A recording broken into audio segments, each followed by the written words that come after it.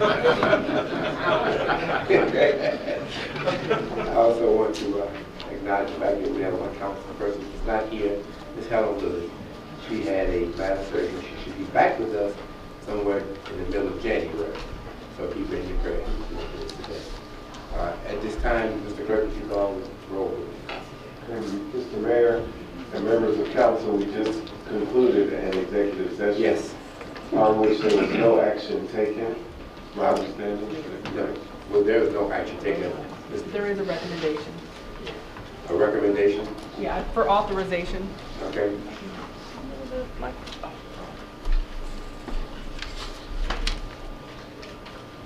Go ahead. And Mayor, we have a quorum, but for voting purposes. Right now, you don't see one? Well, When it's done, he can vote. Yes. so if we can wait for one more council member, if you don't mind, Mayor. What? I can do it.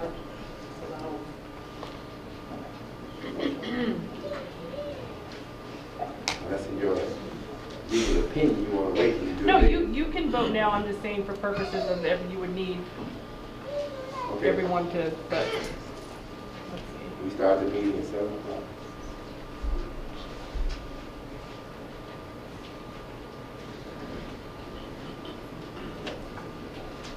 Hey, Mayor, this is in reference to settlement of the two zoning cases that are, the two remaining zoning cases that are pending before the city. And these are the zoning actions involving Nan's and Georgia Child Care Services, as well as Brickyard Holdings LLC. And the request is for the city council to authorize settlement of those cases under the following terms.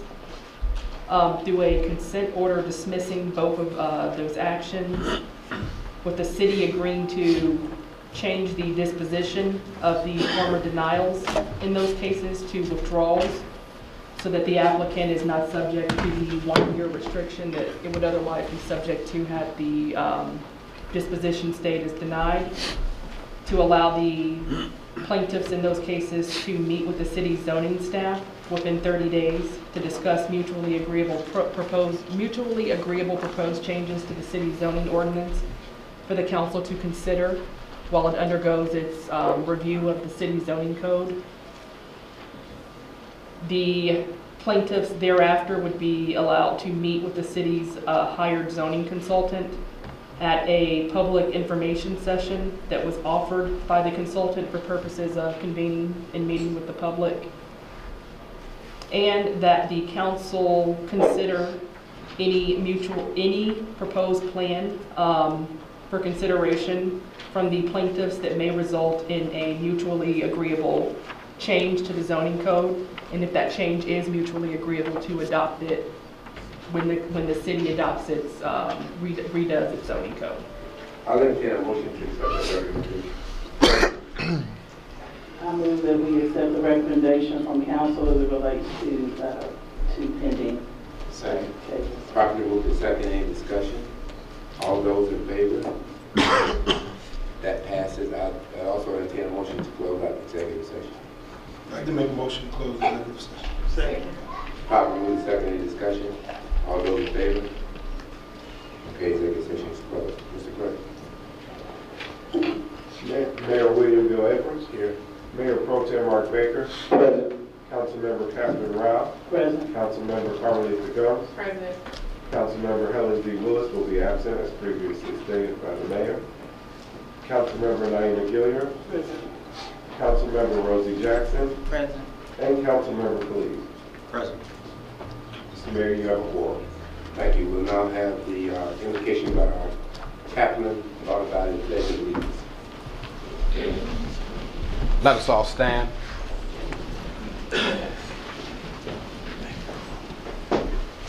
Let us pray.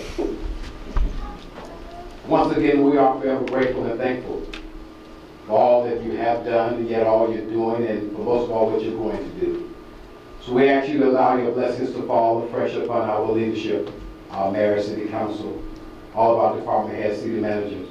Let your will be done on earth as it is in heaven. This we pray. Let us all say, amen. Amen. Pledge allegiance to the flag of the United States of America and to the republic for which it stands, one nation, under God, indivisible, with liberty and justice for all. You may be seated. Mr. Mayor, members of council, that takes you to approval of the consent agenda. You have meeting minutes, a proclamation. These are letters A through F on pages 1 and 2. Fire department, paramedic, incentive pay. 31 vehicles for police and general services, parks and recreation, capital lighting projects, and a sublease agreement between the city of South Fulton and Aaron's Incorporated. I'll entertain a motion. Yeah, I'd like to make a motion. I would like to pull the police, the 31 vehicles. I'd like to pull that from the consent agenda.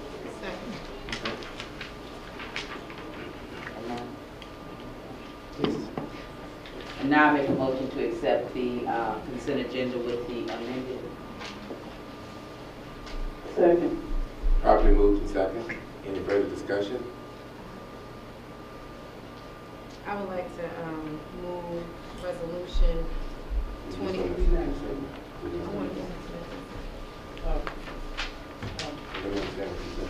I want to move resolution 2018-08, the resolution temporary waiving annexation fees to the consent agenda.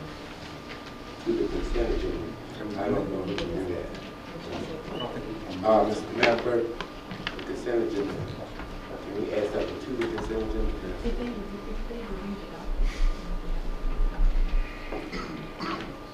I believe the city attorney is saying if they have reviewed the document, it can be added to consent. Yeah, you can move to add an item to the consent agenda.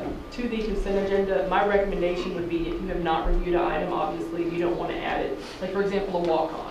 You wouldn't want to add that to the consent agenda because the council hasn't reviewed.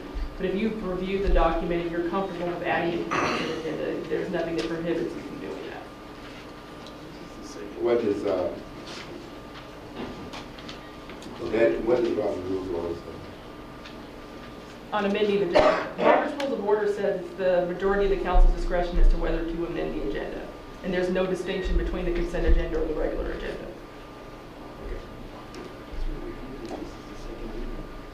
I mean, I just want to make sure that we do it properly. This is a resolution. This is her resolution. And she wants to add to the consent agenda. Second. I have a motion and a second. Okay, so properly moved and second. All those in favor, any discussion, right? All those in favor? Okay. And I entertain the motion to approve the consent agenda. I'll make a motion that we approve the consent agenda with amendments. Properly moved and second, any discussion? All those in favor? That passes unanimously, Mr. Clerk. That takes you to approval of the regular meeting agenda. I'll entertain a motion.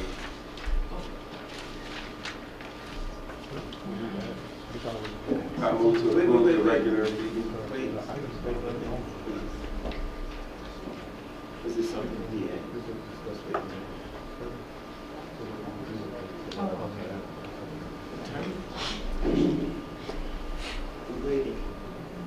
Yeah, it'll be part of the city attorney's report. We've already talked about that in your part of city attorney. Okay. Right. All right. Right. I'll entertain a motion. I make a motion to approve the regular agenda. Second. The properly moved and second. In discussion, all those in favor? That passes unanimously, Mr. Clerk. That takes you to the proclamations and recognition section. The first item is co-sponsored by Mayor Pro Tem Baker and Councilmember Gum, a proclamation recognizing Mr. Rick Ross and the Music Entertainment Group Incorporated Appreciation Day.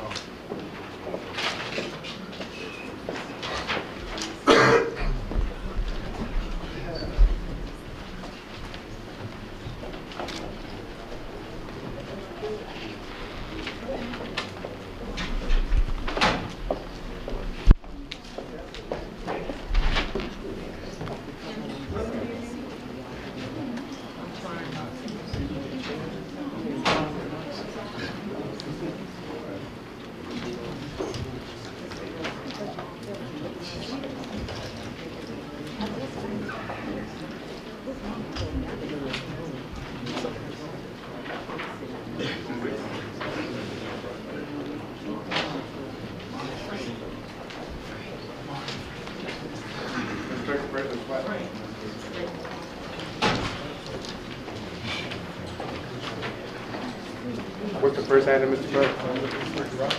Yes. Oh,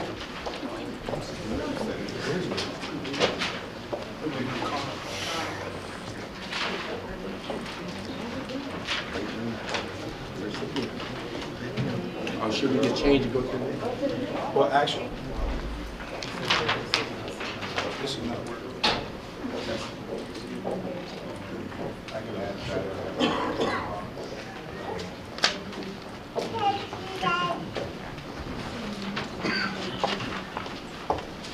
As we wait for a mic battery, will the real Rick Ross please stand up and come forward, please? That's why I said the distinguished, real Rick Ross.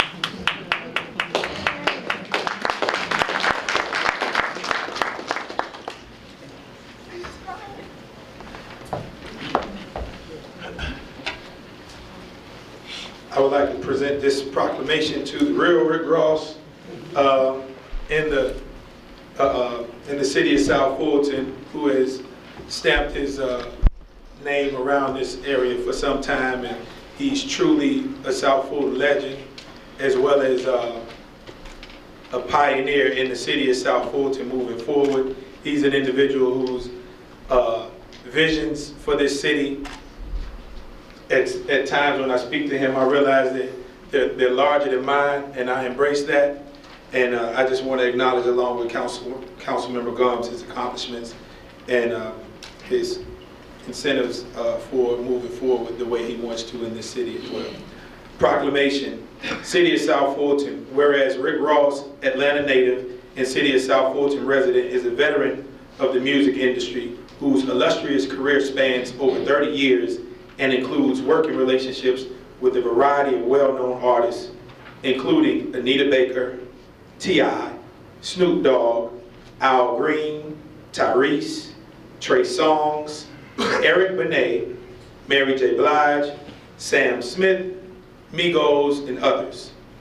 Whereas Mr. Rick Ross is also the founder of the nonprofit Music Education Group, Inc., MEG, whose mission is to teach students life skills and development through music, film, and digital media to underserved youth and provide every child in Metro Atlanta with an equal opportunity for music education.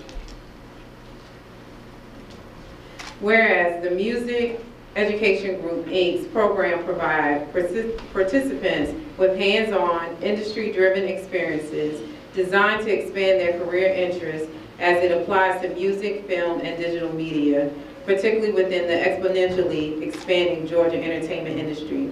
And whereas the Music Education Group, Inc. also provides conflict resolution, tools for leadership and entrepreneurship, as well as exposure to national recording artists, songwriters, entertainment lawyers, record label execs, and producers, which give participants an up-close and honest glance into the industry. Now, therefore, be resolved that the mayor and city council of the city of South Fulton do hereby proclaim Tuesday, December 11, 2018 as Rick Ross and the Music Entertainment Group, Inc. Appreciation Day in the city of South Fulton, Georgia.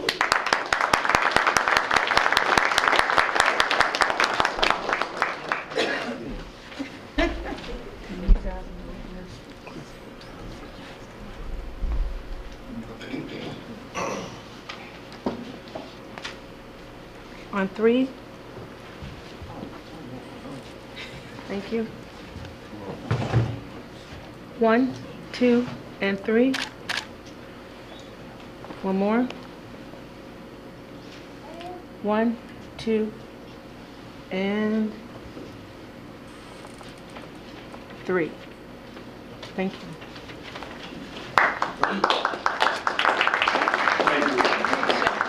No, I'm not. Thank you, Mayor, City Council. I just want to say thank you. I do this work in the community because this is how I was raised. I come from a family of service. My mom and my dad are here. My mom just retired a couple of weeks ago in hospital, and my dad worked for the City of Atlanta Housing Authority for over 30 years. And all I've ever seen was them serving. And I moved back to Atlanta me and my wife moved back 2021. Or was it? Yeah. Yeah, that's when we moved back. We lived in Charlotte for 10 years. But when I moved back, I told my wife and I prayed to God to bring me back with purpose. And that's when I started the Music Education Group. We've been around for the last 16 years, and we've touched hundreds of kids.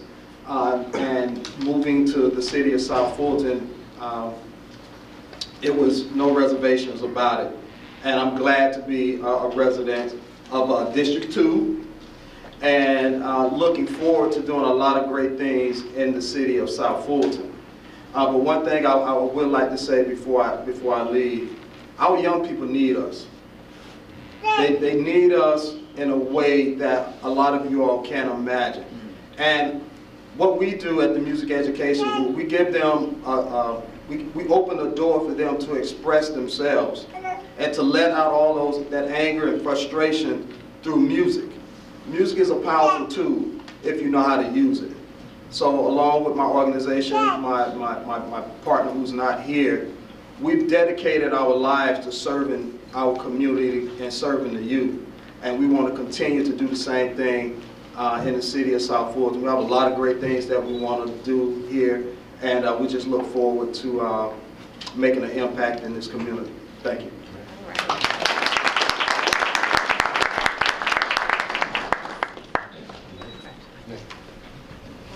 Okay, the next proclamation is recognizing Mr. Keith Gamage Appreciation Day. That's sponsored by Mayor Pro Tem Baker.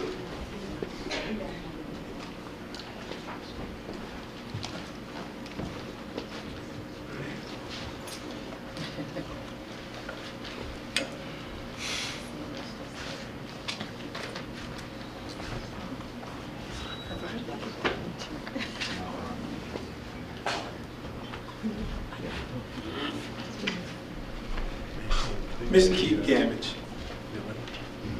good to see you today, sir. Mr. Keith Gamage is a role model in our community, and he's breaking down barriers, and he's helping our community in ways that many people can't see, but we all feel it collectively. His restoration program that he's done in Fulton County has impacted several people, and I believe firmly that the way that we reduce the crime in our area is giving alternative solutions when it comes to addressing crime. I mean, our people aren't out here committing crime for the sake of committing crime. They're doing crime because they ain't feeling fine, according to Sean Carter. But I have this proclamation for Mr. Gamage, and it reads, Proclamation, City of South Fulton, whereas Keith Gamage, an Atlanta native, Woodland High School, and Southern University graduate, was driven by a spirit of public service and has brought a continence into his esteemed position as Solicitor General for Fulton County, Georgia. Whereas the Office of Solicitor General prosecutes misdemeanor cases and violations of the county code in both state and magistrate court. Under the leadership of Mr. Gamage, the Office of the Solicitor General has been dedicated to seeking justice and finding alternatives to incarceration. Whereas Mr. Gamage pledges to pursue smart, fair, and restorative justice for all citizens by not only prosecuting violent and high-risk offenders, but by offering second chance programs for young, mentally ill, and non-violent offenders through rehabilitation and job training as an alternative to prosecution. He is also diligent in reducing the school-to-prison pipeline and has been a pioneer in his endeavors to reduce domestic violence, elder abuse, and high school dropout rates. And whereas Keith Gamage's Restorative Justice Expungement Summit, a credit to his office, and in addition to his legacy as Solicitor General, is an invaluable program to Fulton County as it expunges arrest records from non-convicted residents, allowing them to walk away with a clean record. Now therefore be it resolved that the Mayor and City Council of the City of South Fulton, Georgia, do hereby proclaim Tuesday, December 11, 2018, as Keith Gamage Appreciation Day in the City of South Fulton.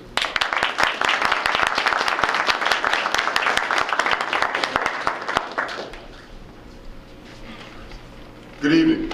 Good evening. I want to say thank you to Mayor Pro Tem Baker, to Mayor Edwards, and to all of the council members, and to you, the citizens. As an elected official, the work that we do every single day affects each of us, whether it's protecting citizens from crime or whether it's helping young people like myself who made a misstep coming of age. I learned how to drive a car right in this area. Took my first driver's license test right here. So many great memories of South Fulton. My dear parents, who I want to say thank you to, who raised me with love and with values and with discipline. Please stand up, Mom and Dad.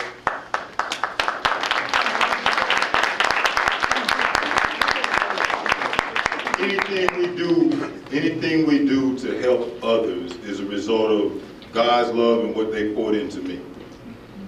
There's a lot of power in the pen of the prosecutor.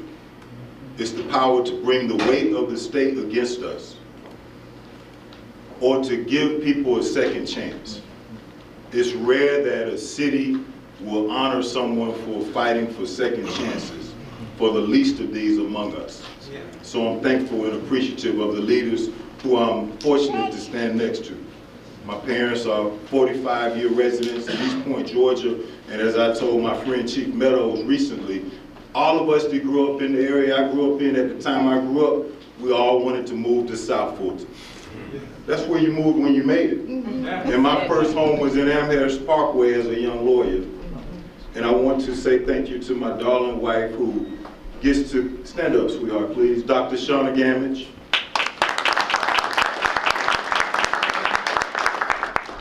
Please honey, come up. And our son, Keith Jr., for whom we're fighting in the court system to make sure that young people like my son, yours, and your grandchildren have a future that's bright. Let's work to be protecting our communities, ladies and gentlemen, fellow citizens, but let's also make sure that we're smart about the way we approach criminal justice.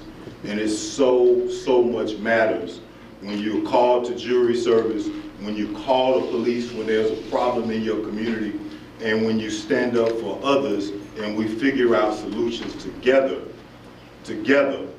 for the betterment of our communities. God bless you all, and God bless the city of South Fulton.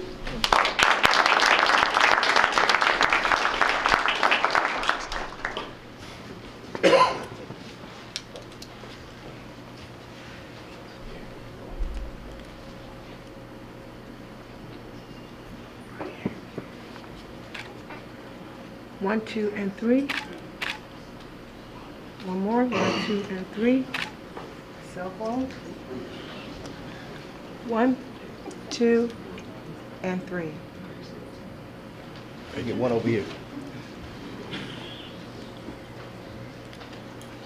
May I say, lastly, this is for the citizens and it's for the people who wake up early every day and come to work in Fulton County. We've expunged about 2,000 records in 20 months, and we're committed to doing an expungement event right here in South Fulton. We're already planning it, and we're going to help all the young people that we can. That's our pledge. Thank you all.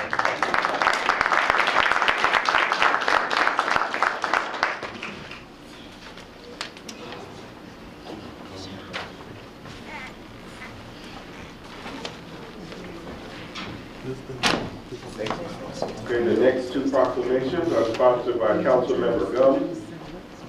There are two scouting recognitions, proclamations recognizing Mr. Kevin N. Hall and Mr. Lance Borders Appreciation Day. All right, can Lance and Nathaniel join me here? You know, I take every opportunity to celebrate our youth. We got some great things happening here in our city, don't we? Yes, yes. All right.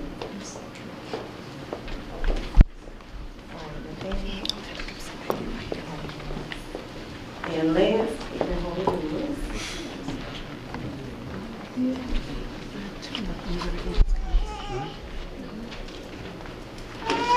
I'll try to do this fast because we have, you want to stand right here so they can make sure everybody sees you. That's right. Okay? All right. So these gentlemen are residents of the city of South Fulton, and their mother, one lives in District 2, and she shared with me what was happening with these scholars, and I wanted to make sure that they were recognized for their work. So I'll start with Nathaniel Hall. Whereas Nathaniel Hall is a 17-year-old senior at Woodward Academy and the only child of Kevin and Nicole Hall. Being in scouting since 2nd grade, Nathaniel achieved the Eagle Scout Award for Troop 631 at Woodward Academy on October 11th and was recognized at the Court of Honor along with Lance and 7 other scouts on October 22nd.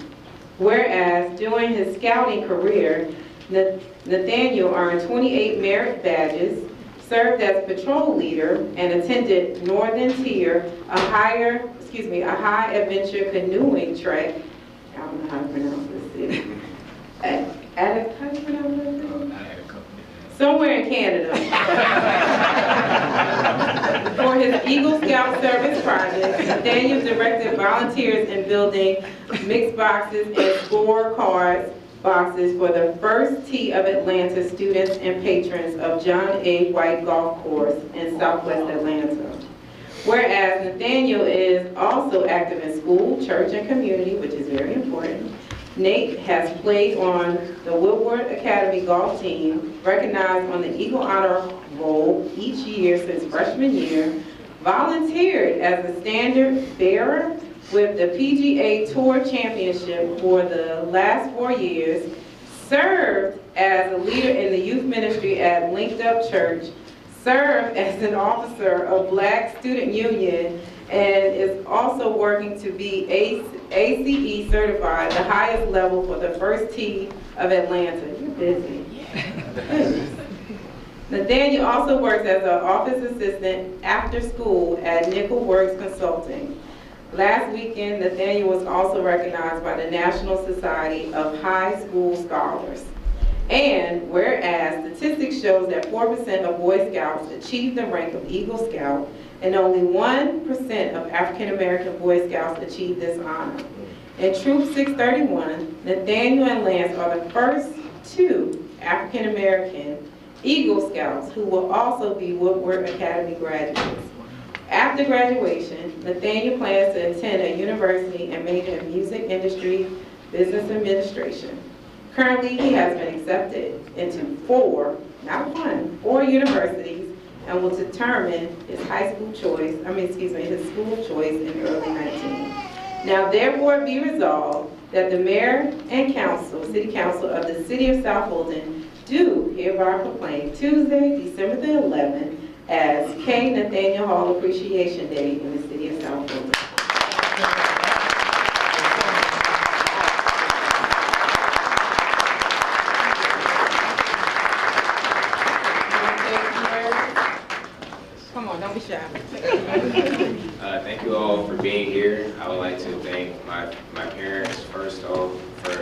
they've done to support me over the last 17 years, and I would like to thank everyone who has been, I guess, in my life also that's been supporting me.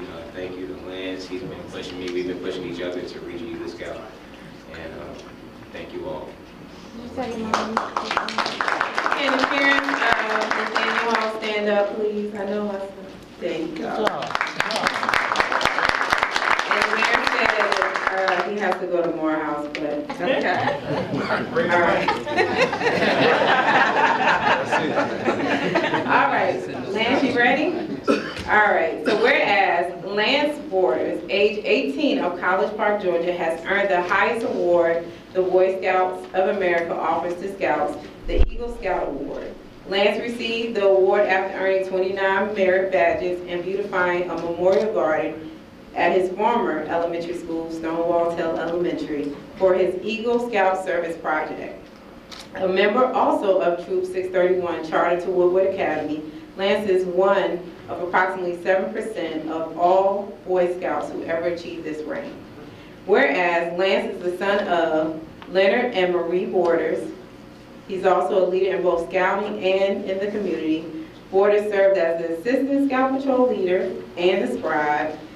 He participated in 2 high adventures, canoed, of course, at Northern Tier and somewhere in Canada, and sailed around St. Thomas, U.S. Virgin Islands at sea base. You already have passport stamps, huh? All right. So whereas Lance is a 12th grader at Woodward Academy, where he earned the Silver Award for Superior Academic Achievement for the 2016-2017 academic school year. Also at Woodward Academy, he is involved in Woodward Academy Serves, the Black Student Union, is a pen pal to a 3rd grader, and is recently inducted into the German Honor Society.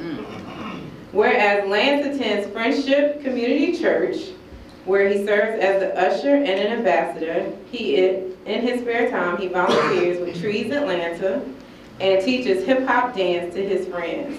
After school, Lance plans to attend the university majoring in international studies and the Arabic language.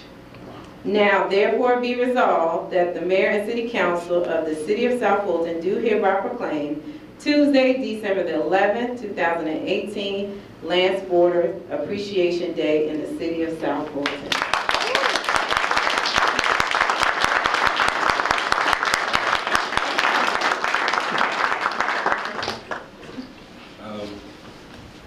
Like Nathaniel said, thank you for all the support. And I want to thank my family, also Nathaniel, whole troop for pushing me, because that is a long road to make it to Eagle Scout, and you just never know if you're gonna actually finish it. But yeah, it's all good though. We got it. I'm proud of it. All right. Can we have the parents of Lance stand up? Let's give her a round of applause. Thank you. Now, I don't know if the mayor's telling you to go to Morehouse. Yeah. All right. Thank you. I think you all right. Moms, y'all want to come up here? Yeah. Come on, Dad. Is he a Morehouse man too? Oh, okay. We pray. Why pray? Pray.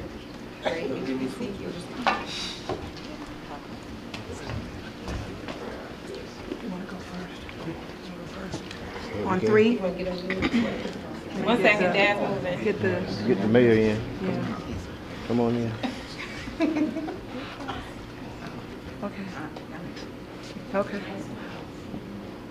Mayor, move on a little bit. Come on, Mayor. Come on. Okay. Okay. Go ahead. On 3. 1, 2, 3. Got it. All right, here we go, guys. All right. 1, 2, 3. One more. 1, 2, 3.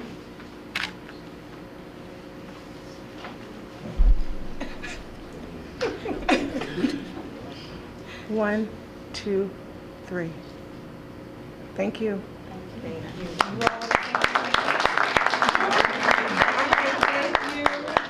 Congratulations. Congratulations. You know my baby.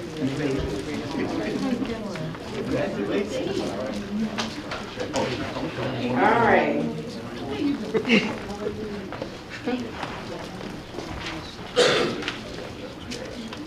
right.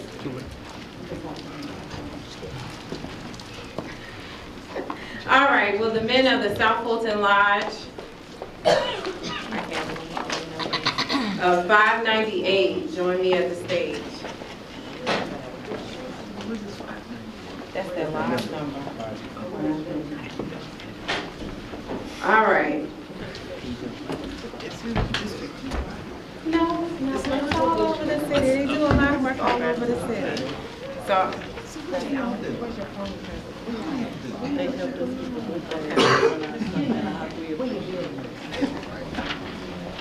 Hello, gentlemen.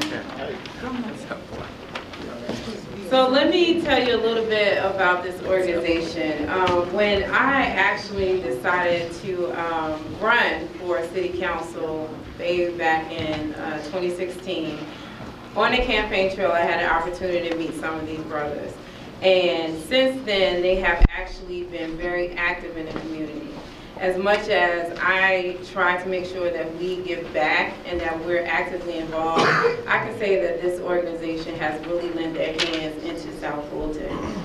They have, I think, touched about almost every council member up here with their activities, and I wanted to recognize them.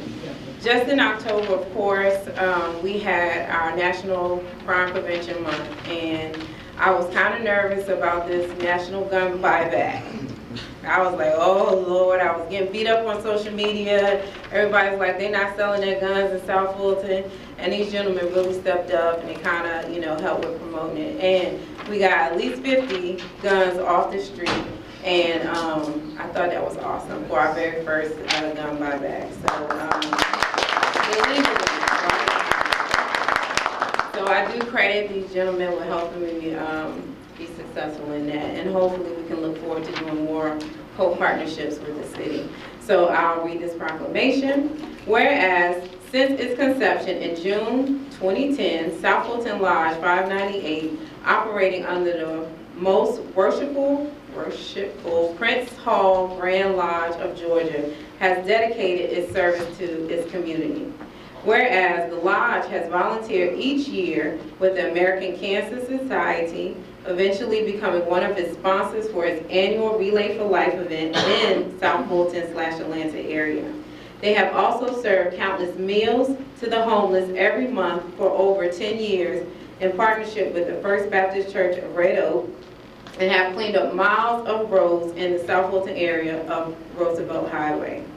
Whereas South Fulton Lodge 598 has hosted a back-to-school drive annually, resulting in over 1,000 filled book bags donated to local students, as well as presented scholarships to deserving college-bound students. The Lodge has donated over 500 holiday baskets to families in need, and the Lodge was a sponsor of the City of South Fulton's first gun buyback program hosted by myself. Whereas the motto for South Fulton Lodge 598 is the Great 598, not because we are great, but those we serve again and again since 2010. Now therefore be resolved that the Mayor and Council of the City of South Fulton do hereby proclaim Tuesday, December the 11th, 2018 as Atlanta Masonic, South Fulton Masonic District 3 West South Fulton Lodge 598 Appreciation Day in the City of South Fulton. Let's give them a hand.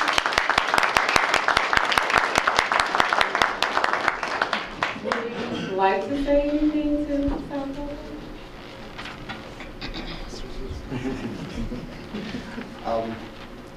To the mayor and the council members, we appreciate it. First, it wasn't in the proclamation, but I'd be remiss if I didn't give acknowledgement to our most worshipful Grandmaster, Bruce A. James, who is the 17th most worshipful Grandmaster of the state of Georgia. We appreciate everything that you do with the city, and just know that the lodge is going to be here until it's done with. We're the first South Fulton. We were South Fulton before it was South Fulton. That's all. We appreciate it. Did anybody else want to say anything? Would you like to say something? Sure.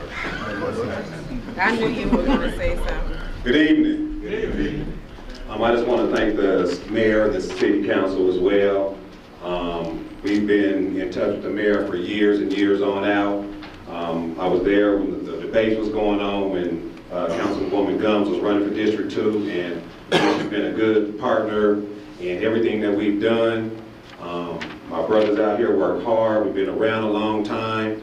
We have a youth group. I want to mention, if you have any kids, 8 to 20, we have a youth group called the Knights Pythagoras. We meet every second Saturday at the corner of Fairburn and Camden Road. The old Ben Hill Lodge is our new building. So please see somebody, get some names, some faces, get some names and numbers, so that way we can help mentor some of our children. All right, thank you. That's all. All right. Thank you. This one right here is really shy today. All right, let's take this picture so we can. Let me get this. Oh, sorry.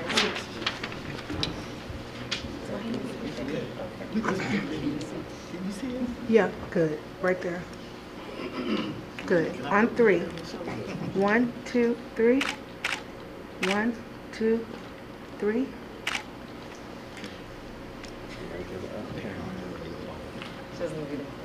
One, 2, and 3.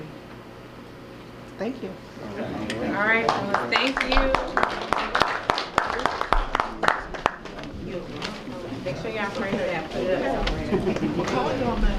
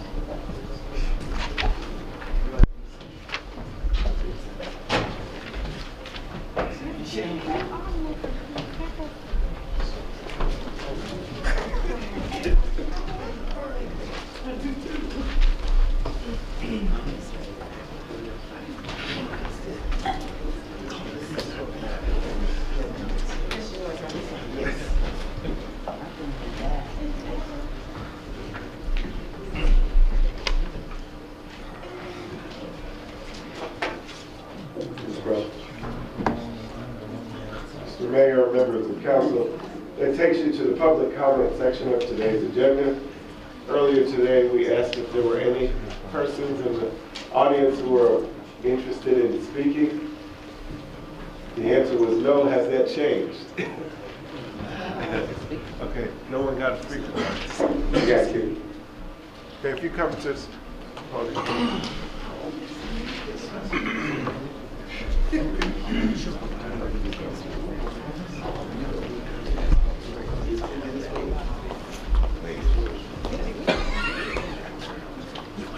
Good evening. My name is A.W. Davis. I live in District 4.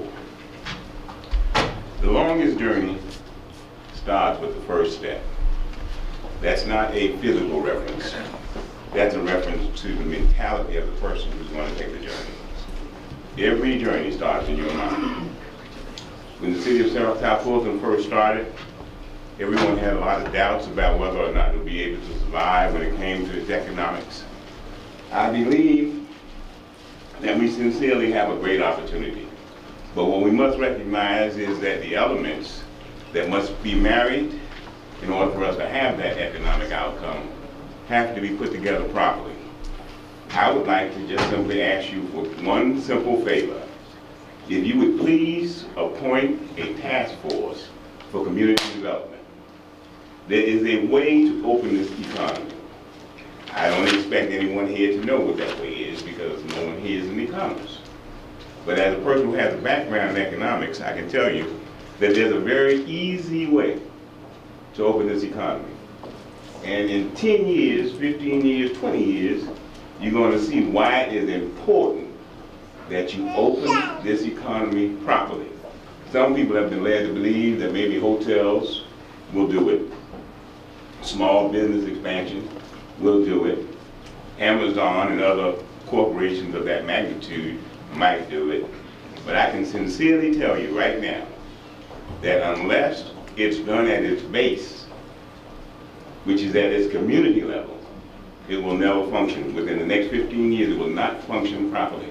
Because there are challenges that we're going to face in the next 15 years that Amazon can't solve, that more small businesses can't solve, that even more hotels cannot solve. There are community problems that we must solve first before we attack any economic development. Thank you, and as always, may God bless each of you.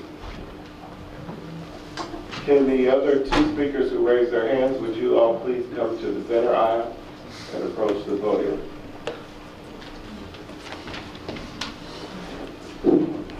Good evening. My name is Ivory Morris Denser, and I live in District 2. I come to this podium tonight to express my concern about the model that we are using as we develop the city of South Fulton. There's always a comparison between North Fulton County and South Fulton County. And one day it will be two separate counties. That's for all this city, and all the cities in the South will be in the whatever the county will be named. But I am very concerned about the model that we use. There are some things that we should be doing that I think that we are missing out on, and will be to a detriment of the city in the long run. Most of us have transportation, and we have choices as to where we choose to spend our money. The sales tax in the city of South Fulton, and indeed in probably this Fulton County, is about 50% more than it is in Cobb County. I can go up to Cumberland Mall and pay taxes of $6 or $100 spent. Down in the city of South Fulton, it's going to be 9 cents on every $100, $9 every $100 spent. I think that we are being nickeled and dimed to death. On our tax bill, we have a separate franchise fee. Before we had the city of South Fulton, that was not the case. I don't know what the county paid it before, but if the county paid it before, I think the city ought to be paying it now. We are being forced to have sanitation. I live alone. My garbage can, I have not had to take anything out since before my birthday, which was September 24th. I cook and I eat what I cook. If I peel a potato, I don't throw the peeling out. I cook the peeling and take it out and put it in the wood line for whatever animal comes up to eat. So, and I want to take the paper one day a week, and that's on Sundays. So I don't have a lot of trash, and I think that to force us to have the sanitation is wrong. If you want to use the model, they're not required to do it in Santa Spring, they're not required to do it in Johns Creek, I don't think they're required to do it in Milton. These are models we ought to be following. Now, most of us know that the Tea Party movement started when President Obama was elected. And people laughed at them until they have finally taken over the Republican Party. That same kind of momentum can start in the city of South Fulton. People need not be comfortable in their position, because there's rumbling out here about the fact that we are being nickel and dime to death. You all need to find a way to run this city without nickel and dime to them. And those of us who don't need it, why should I pay $15 and $20 a month for a service I don't need? I have walked and picked up garbage. They call me the trash lady, because on Eno Road, Vanderbilt Road, and Union Road, I have picked up trash. Thank you, Ms. Denson. So please go back and take a look at that. Okay. Thank you. All right, thank you, ma'am. Hi, my name is Joan Payton, and I am here to discuss incentives that I would like to implement through the city of South Fulton, in the city of South Fulton with the nonprofit that I am. I also wanted to ask, is Serenity, the community Serenity, is that in South Fulton? Is that considered our area? Okay. Well, I brought that up to say I envision having something like that for, our community one day. I know that may be far off from now.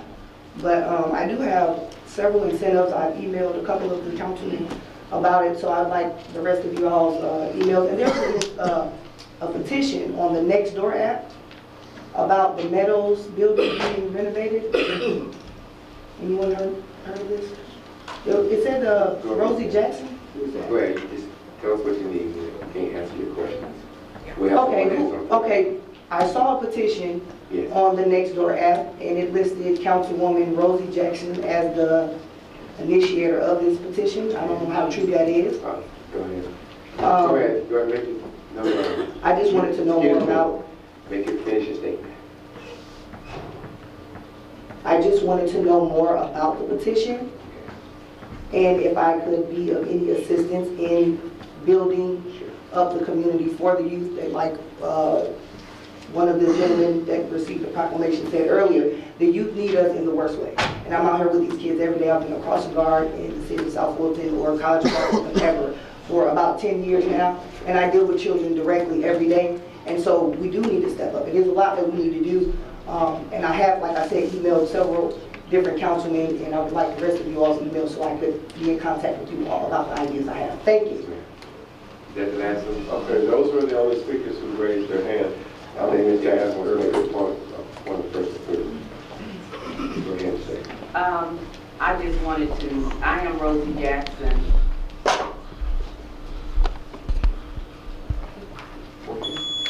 No, I was just trying to, she wasn't looking. I'm Rosie Jackson, but I did not put a petition on Nextdoor. All right, Mr. Brooks. And it takes you to the business alcohol license public hearings. You have 2 items for public hearing. This is also an opportunity for speakers to speak about the alcohol licenses for 2 businesses. The first business is New Orleans Daiquiri Bar and Grill at 5415 Old National Highway. And the second item is Bella A. Baltimore Crab and Seafood, and that's at 3220 Butner Road, Suite 250. Mr. Clerk, is there any objection to like sign both items at the same time? And Mr. Packard, you want to interject? I have no objection. I'm going to be very brief. Both of these applications have gone through the proper processing. They have been signed off by all the appropriate departments and have passed all of their inspections. At this time, staff has no more to add to that, and we would recommend approval pending the public hearing portion of the process. Thank you. I'll now open up the public hearing. Anyone here that wants to speak for or against either one of these items, would you come up now? My name is Michael Venable, District 6. First of all, I think it would be very appropriate for us to really look at enforcing posting regulations for not only this, but also zoning applications too, that are not appropriate as they should be. Secondly, giving someone an alcohol license and there are glaring code violations at the facilities are just not proper. We as a new city should start looking at these things first. If someone wants something, they need to come back and comply with the rules of the city, and that's not existing. So that's my point. Nothing against the business, nothing against the alcohol license, but it's a process that we go through, that there are certain things that you post and there are certain things that you look at in code that have still not been corrected, but we're still trying to go ahead with something else. Thank you. Mr. Venable, are you speaking on both? Or are you speaking to one on Old National? Oh, this is the one on Old National. Okay. All right. Anyone speaking for or against either one of these items?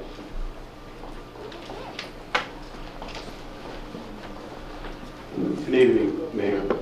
My name is Dwayne Martin. I'm the attorney for the application of 5415 Old National Highway, New Orleans, Daiquiri Bar. Dr. Mario Barnes is the owner and the agent for the license. We would request that the Mayor and Council follow the recommendation of staff with respect to this application. We have had inspections that were required. We met the requirements, the posting requirement as required under the city code, so we're not aware of any violations. We believe that the business is in compliance with the request. Okay. You with him? Yes. You're the Yes. No, I'm Mario Barnes. This is the agent of the owner. Yeah, that's what said that's your lawyer. Yes. Okay. Do you have anything to say? No. Okay. Any discussion? Ms. Jackson? I would like to, Mr. Pike, I have not seen this particular location. So I guess what I'm looking at is there a possibility that we can hold it until we look at this? Because I do know that the citizens are concerned about a lot of things that's, on nationally advised. You come in a new city, we're trying to do things accordingly. And I do know a couple of places they have gone through a lot to get approved. So I'm just saying, if we could just hold it. Mr. Pike, it's not a request for approval, correct? It's just a public hearing. Well, what's happening to the follow-up? Yeah, but I think you would let her know that this is just a public hearing. So, just a point, so this portion is just a public hearing, opportunity to ask questions for the applicant. Okay, Mayor Pro Tem. Thank you. I don't want to take you out for no reason. Okay, all right. Okay, Mr. Khalid, go ahead. Can you get in the queue? No, not right. Okay. It just came up. Sorry. Yeah, it just came up. Technical difficulties. Okay. Can Ms. Reed speak to any possible code violations or history or cleanup? Can you just tell us about? You clarify where we are with that thing.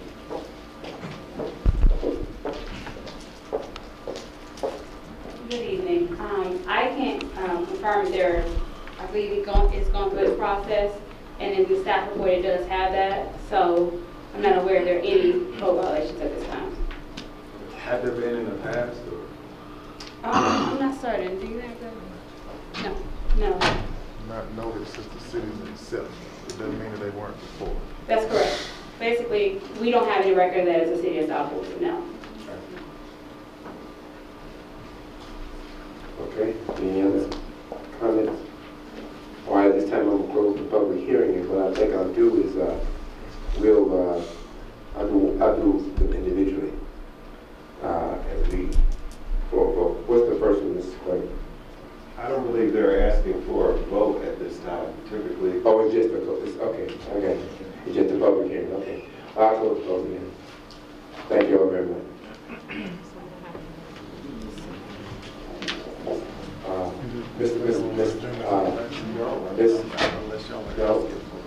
Madam Chairman? Hold on 1 second. Are we all right? Mr. Pike. Excuse me. Are we all right in not voting after the public hearing? I thought we did. You still asking for a vote. Let's close the public hearing and then I don't know if staff is recommending a vote tonight, then I would move to table this into the next meeting or until the point that you want to. Well, either way, you have to make a motion. Yeah, you would have to make a motion. Right, and if we're going to make a motion, we're going to have to take us separately. I'm doing something. All right. If it's okay, Mr. Pack, are you all right with taking the vote separately today? Yeah, I would encourage you to do them separately. Okay, all right. Call the first one, Mr. Clerk.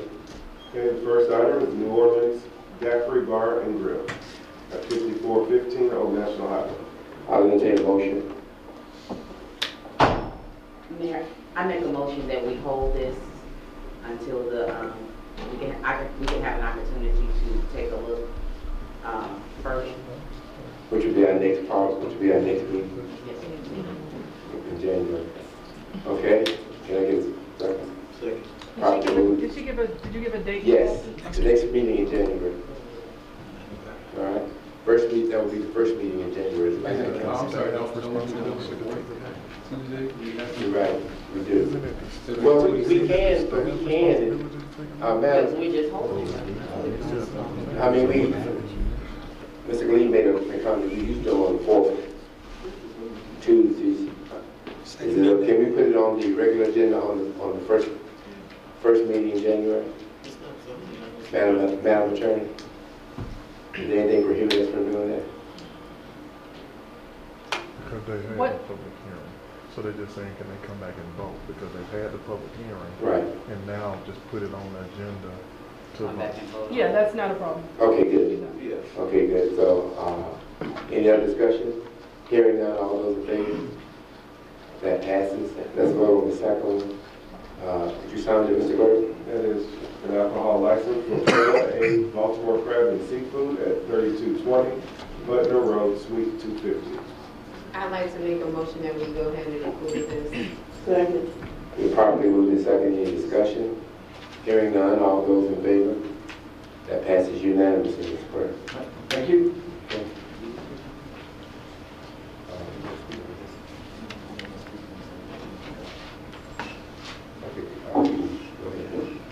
We took an item off of the consent agenda, but I don't know where it is on the regular agenda. Is it last? Okay.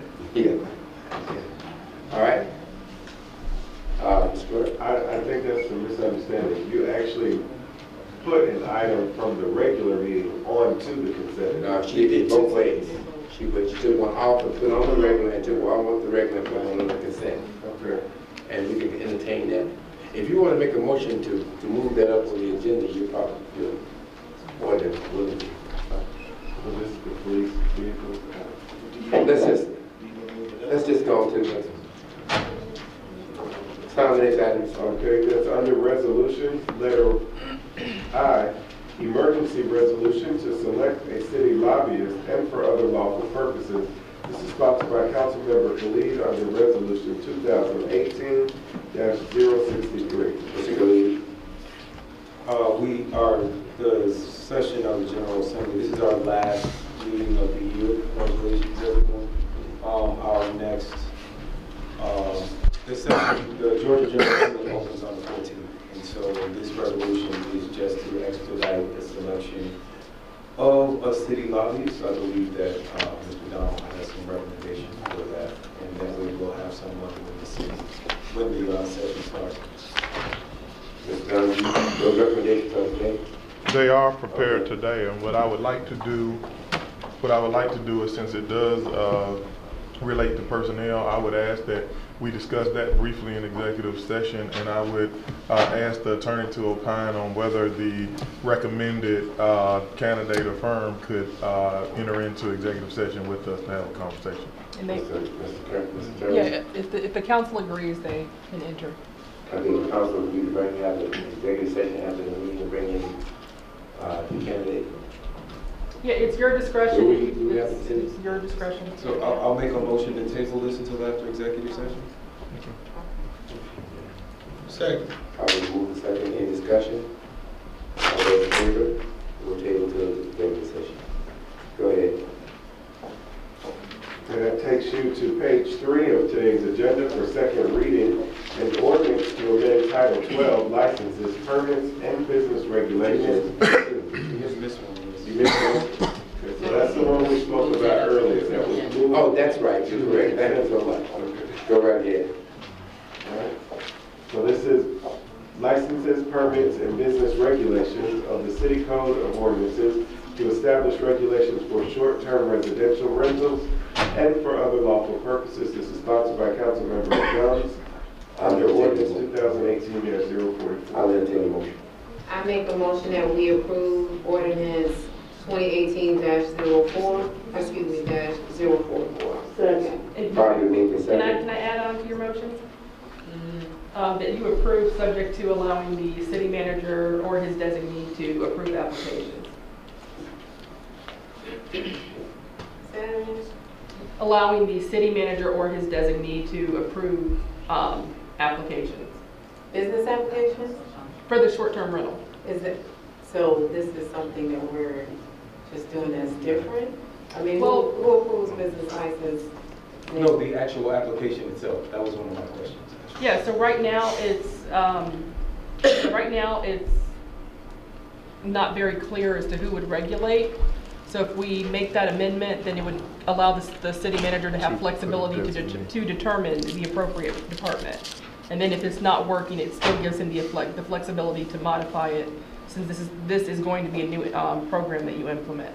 So let me ask a question to the city manager. How soon are we willing to implement this program? Because there was a news article that was dropped by the AJC today, where all of our neighbors are, I guess they're encouraging them to go ahead and, do that ordinance. So I believe once the law is on the books, I mean, we try to implement immediately, but I'd say it wouldn't be tomorrow. I mean, we would take the time period, or what I would ask is to implement it today, and then we will report back at the next council meeting. Okay. Are she implementing it with your amendment today? Yes, that's the request. That would allow us to.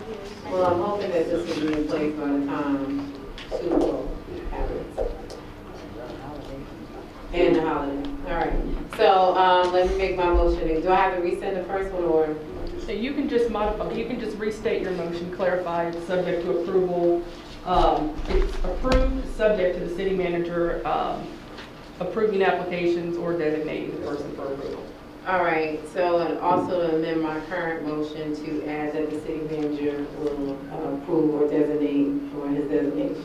That's a need to approve the application. Okay. Second. Properly voted in second. Are there further discussion? Yes. Okay, Mr. Khalid. First of all, let me say I actually do support this motion. I've seen the light. But I do still have several questions about the resolution itself. So I actually have a question about the application. It says line 85 through 109 talks about an application that must be filled out. I'm wondering, does that application exist already? What is the application for? So walk me through this. I have an Airbnb listing. This says that I need to go and fill out an application at City Hall. Does that application exist? It's just a regular business license application? Well, so we may make a delineation for this specific license. That's why I've asked for that additional time. In my head, and I don't want to say it now until I confer with staff, but since it is not explicit in the ordinance, I am now going to defer to staff and determine whether it is through the Department of Community Development and Regulatory Affairs where I think it belongs, but I'm asking for that period of time before implementation. So the first thing that the ordinance, it does state that you have to fill out a very specific application to this type of business. And I'm not clear that actual, if I went to City Hall, and so the reason that I'm asking is because this ordinance says that it will be effective immediately. So one, I think that we need to either have a grace period, because if we pass this tonight, then anybody who has an Airbnb listing is out of compliance with this ordinance. And then I would have to go to City Hall and fill out an application that's not ready yet. I also am required by this ordinance to submit a document like a lease or a written agreement that I would give to anyone that is going to rent a property from me. I'm not sure do we have a template of what that agreement is, because right now I don't have to have an agreement. So he still has the floor. I have another question about whether or not this is the fee is $200 per unit or $200 per applicant. I have another question about who enforces the policies. Well, can we, because you're asking a bunch of them, I'm not going to remember them all. Okay. So I think the first thing is whenever I think this is just normal practice, whenever there's a policy that's brought forth, the actual documents and implementation comes second. And so this is no different, and we would handle it the same way. Would be $200 per an application, per the way that I am reading this, unless council gives different specific guidance. Again, while you always authorize the staff through your ordinances and your policies, we then go back and create whatever documents and implement. And so this is no difference than any of that. And so I wouldn't want to point it out on this ordinance, or we have to do that for every single ordinance that becomes effective after you pass it. It's no different. And so I bring these questions up because some of these I asked on the first reading, because I don't know if they've been resolved, and I don't want to hold I don't want to hold our residents accountable for an ordinance that we haven't worked all the way out. Okay. So if we have a grace period for sanitation, Not again. keeping in mind the Super Bowl is February 8th, I think that there should at least be a grace period till February 1 so that people are not out of compliance. And I also would have to ask that if we have all of these units in the city and there are 3 basic things that we're requiring them to do: to pay a $200 fee, to fill out an application, and to have a document ready to present to anybody who rents a room. So for people to have all 3 of those things and be in compliance, I also think that there is some education that needs to happen. I don't know that it would be fair. Ignorance is no excuse of the law, but I don't know that it would be fair to be prosecuting people about a law that I just think we need to do a public information campaign around that. And that brings me to my final question was there a FIS for this? Did we do a fiscal impact statement? Because whenever I propose anything, that's always a question. Really? Yes, there's stuff that I propose. There's stuff that I propose that's not even on the agenda, and there are already FIS being generated for it. So I'm just wondering, what is the fiscal impact of this? I do believe that there had been a FIS done. This is one of the older ordinances that predated our new legislative process. And I believe that there was a FIS done a few months ago. We should probably look back at that. If it wasn't, I'm sure that we can include it. And I defer to Mr. Malazi on that piece. I think I would say, taking a point of privilege here, is that when we look at all of our ordinances that are passed, especially since they are all effective immediately, there is public education that is required for all laws that we put on the books. And so one of the things that, of course, we mentioned it a few times, in January we'll be starting our South Fulton 101, and that will be helping people understand what laws are on the books. This will fall under that course. There is no other immediate remedy for that outside of that staff-initiated process that will occur. So great point on the FIS. We'll definitely follow up. I'll defer to Mr. Malazi to be able to give you guys insights on whether a FIS was included in this one, but I would not want to deter you from putting laws on the books based on there not being documents that go along with them, because until you pass a law, we cannot implement programs. Does that make sense? It is the chicken before the eggs. I just want to make sure that we highlight that. Let me say that I just told my colleague from right here. Sometimes, money don't mean that. We have had some horrendous experiences with Airbnb. From shooting to deaths. We've had people coming in, taking over neighborhoods with 200, 300, 400 cars. And I do agree with Councilman Dunn is that, yes, Super Bowl is coming. And people are gearing up. And if we don't get a handle on this, the police chief Meadows, you're going to have a big job if we don't get a handle on this right now. And I'm telling you, they ain't written no new houses. They written mansions, and having 200 or 300 people wait in line to pay to go in. So I just think we need to move as fast as we can, as deliberately as we can. And Mr. Khalid, I don't want to violate anybody's rights either, but I think we need to be moving as fastly and as deliberately as we can to get a handle on this before it gets out of hand further. Thank you for that, Mayor. So to address the $200 fee, that is in line with what all of the other municipalities are currently charging, and it's also in line with what we're currently charging for our business license. Also, too, running an Airbnb or VBR, RVO, whatever, you're out of compliance right now because it's not being regulated by the city. So for us to put something on the books, allowing people, I'm okay with giving them a grace period to January 1, but I don't think that we need to be giving a grace period till February 1st. And then also too, that is part of the strategy to provide public education, town halls about the short-term rentals. So that is part of my strategy as well, and I hope that all of the other council will join me in on that. So I don't think this is a bad thing. I do hear your concerns, but those are concerns that the ordinance is not preventing us from doing. I mean, we can actually implement this ordinance and make it work. And I've read the horror stories, but today when I saw the ad in the AJC, that at least let me know that we're heading in the right direction with these Airbnbs. Yeah. So other than that, I just ask my colleagues to continue to support this ordinance, and we can do what we need to do as a city to make sure our residents are educated. All those in favor? That's all. 5-1. That passes. And the next item for second reading is co-sponsored by council members Khalid, Rao, Gumbs, and Willis.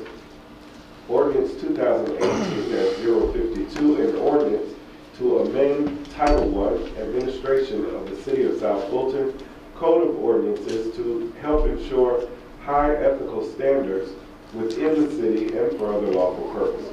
I'll entertain the motion.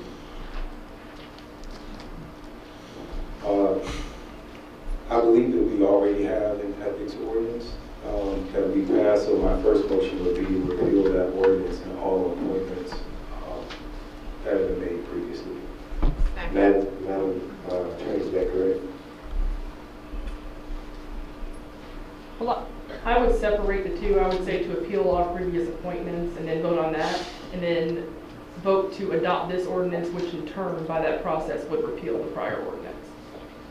All right, well, I move that we repeal all, I amend my motion to move that we repeal all previous appointments.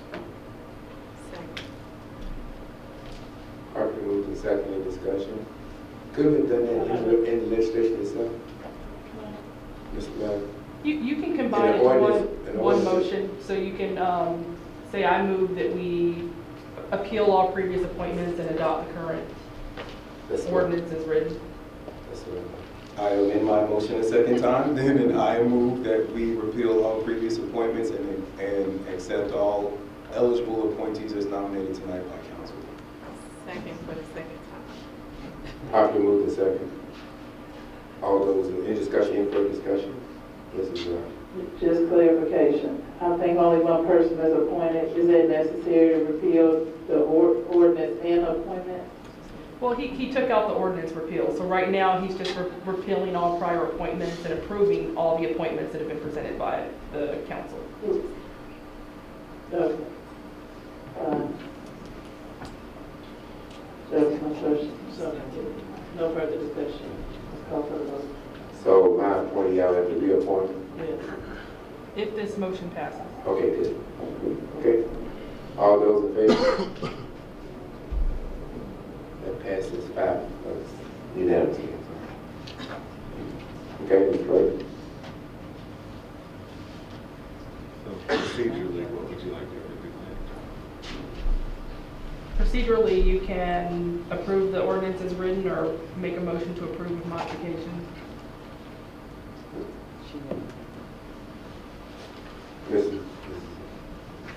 I would like to make a motion to approve the ordinance with one change, one addition. On page, after line 157, after item G, I would like to add, no elected officials, immediate family members shall be employed by the city, and all subsequent numbers thereafter to follow. Yeah, can I make a suggestion on that motion? Yeah. Because this ordinance prohibits elected officials from doing certain actions. So you want the prohibition to be against the elected officials. So my recommendation would be to change the wording to say that the elected official is prohibited from encouraging, suggesting, or recommending either a spouse or the level that you want to prohibit for employment with the city. I thought that was previously addressed, and it's in the prohibition section, so I thought that was the cleanest. No elected officials, immediate family shall be employed by the city. No? Yeah, that's what I'm saying. So your motion, it sounds like you were saying that you want your motion to be that no elected official spouse shall be employed by the city. But that doesn't. I said immediate family member, and immediate family definition is already included in lines 89 through 91. So that's broader than, it says immediate family as currently written means the spouse, mother, father, grandparent, brother, sister, son, or daughter of any city official related by blood, adoption, or marriage. This relationship by marriage shall also include in-laws. So I'm not changing the definition. I'm just being very clear as the elected officials of the city that we should be at the highest standards. So your motion should then prohibit the elected official from taking a certain action. Because the way you have it worded, okay, you're not prohibiting them from a certain action, you're prohibiting a certain occurrence. So if you put that in this ethics ordinance, it still wouldn't prohibit a certain action by an elected official. So if you want to prohibit a certain action, my recommendation would be to prohibit that elected official from either suggesting, recommending, or promoting the employment of an immediate family member. Okay, well, I will take your recommendation, attorney, relative to the specific language. Do you need me to say anything? No, so that's the motion. The motion is to approve subject to that language, and you would just need a second. Second. She has a second. Properly moved second. Any further discussion? All those in favor? That passes unanimously.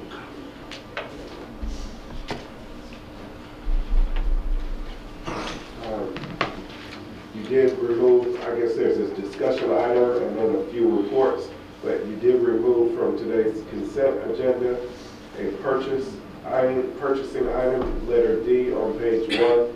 Request approval to purchase 31 vehicles for the police and general services departments in the amount not to exceed $390,000, agreement 2018-037.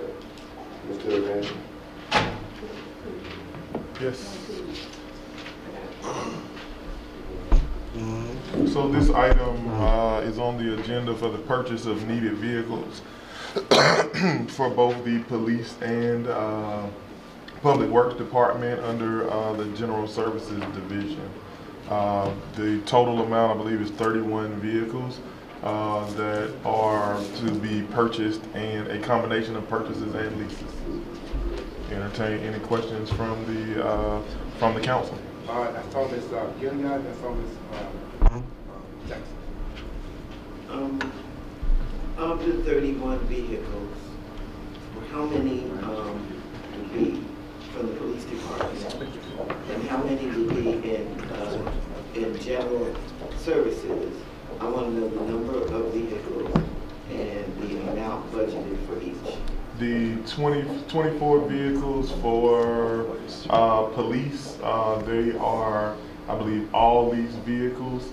And so those details are attached to the document. And they be leased from Enterprise, who has a state contract. So it's all based on state contracts. So those are kind of predetermined, pre-procured rates. I see total, which is 219, 674, and you're asking for. So the balance would be for the general services vehicles, which are purchases. So one half is for the leased vehicles, the other's on the purchases.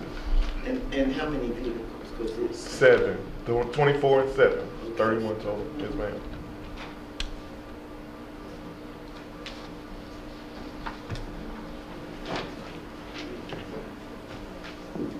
Okay. Ms. Jackson? I'm just, I guess it's easy. Will we be entering into intergovernmental agreements with the different cities? For? Police.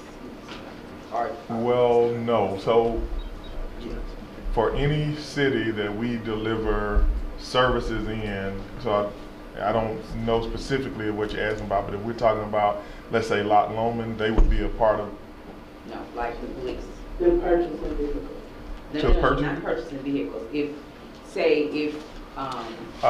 you mean like we do with fire, where we have the the mutual aid agreement, and so different type of agreement. I think, Chief, if you'd like to speak to that, I think we do have some partnerships and task force and things of that nature that we do. Because we met with before 2017. It was myself, Mr.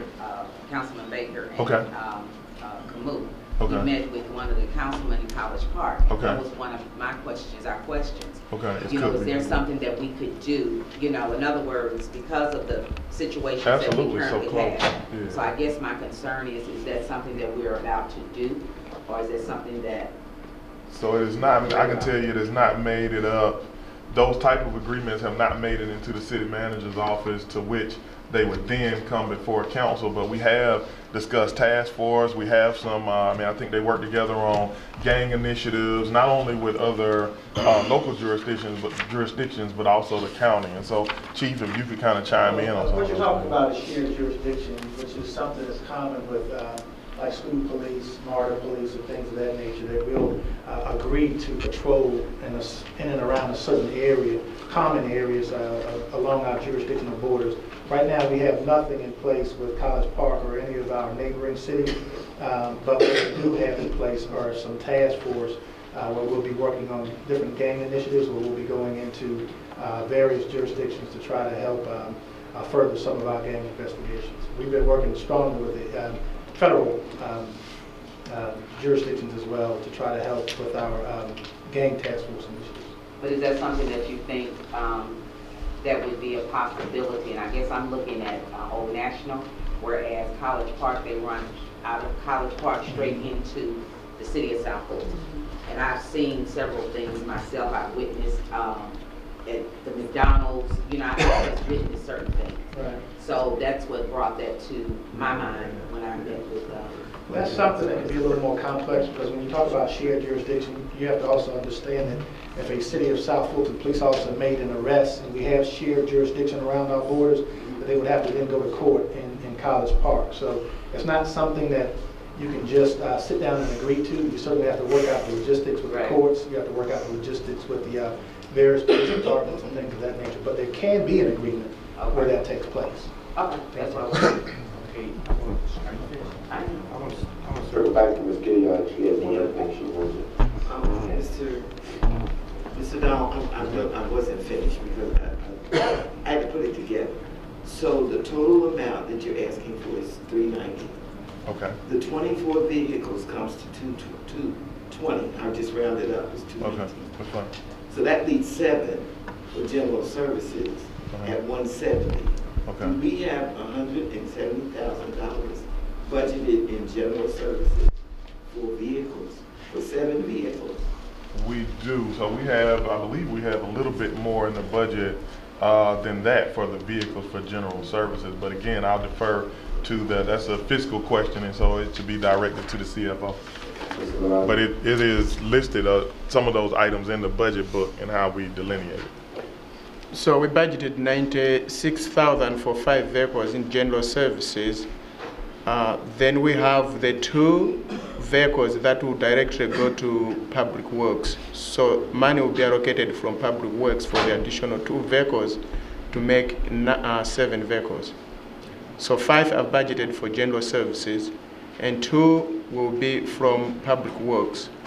Money will be reallocated from Public Works for the 2 vehicles. But didn't your budget modification appropriately put it all in one department? Public general services is still under Public Works. Yeah, so it's still one department. It'll just come from one division. It's the same way when you look at your budget, you've got operational personnel and you move between the lines. When you did the budget modification, you corrected the error in the budget book where it was general services and public works in the one public works department. And so you've got a total of 7 vehicles budgeted under there, but we're splitting them between general services and public works. So yes, there's funding available. further discussion? Hearing none, all those, is there a motion? Give a motion. Not yet. We have a motion. I'll entertain it.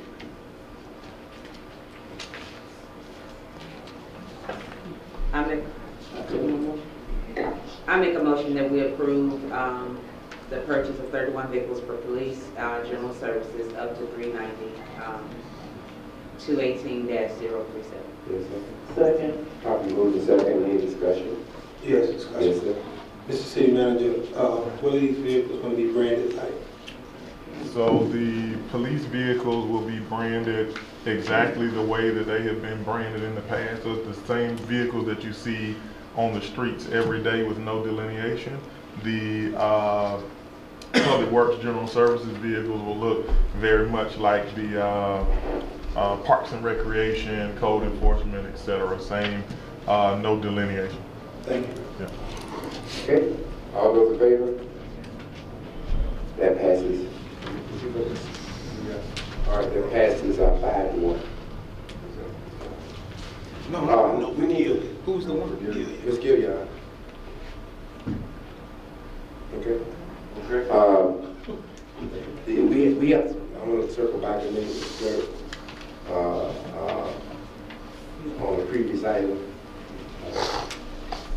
So one of the things we talked about with ordinance 2018-052, which we just passed relative to ethics, that we would go ahead and appoint our appointees. And so for those who are ready to name those individuals, we need to, there's supposed to be 2 separate motions per her recommendation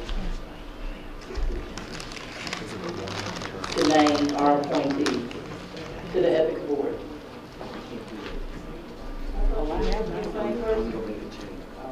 Well, for those who can, I mean, we've had that in the past for everybody that you want. So how you want it, Madam Chairman? Just go, and those who are ready to name, how would you like to handle that?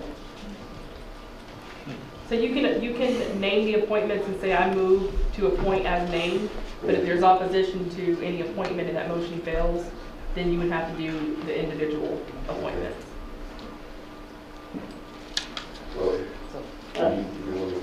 For me, I make the. Actually, I already made that motion. That was one of the motions. Excuse me, I don't hear what everything's going on. Well, Mr. Khalid, you have an issue? No, I was just saying in a previous motion, we moved off of the agenda, but that was, my motion was that we approve all appointees, all eligible appointees as nominated by council tonight. I thought I heard that. Yeah. We just didn't name them. Yeah, so we're in the point of just naming those who want to name can name tonight. For District 1, I'd like to appoint Dennis Francis, Esquire. For District 2, I'd like to nominate Kenneth Joe. The mayor moves to appoint Kenny Johnson. For District 4, I have to have a conversation, so I'll make my appointment then. For District 5, I move to appoint Calvin Bennett.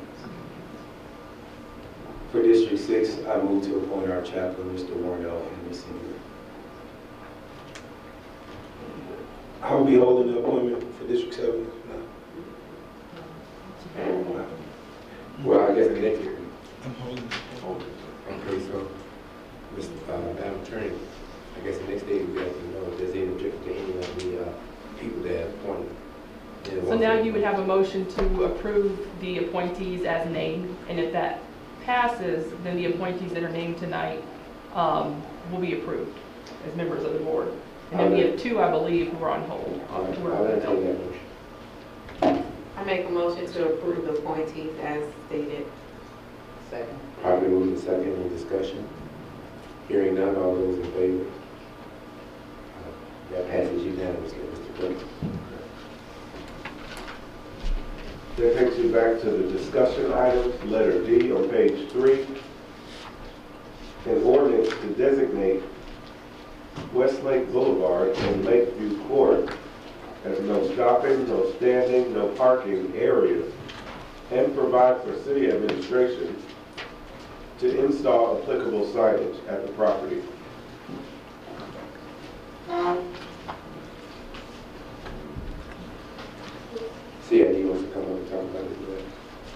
So this request is actually one from the from the CID.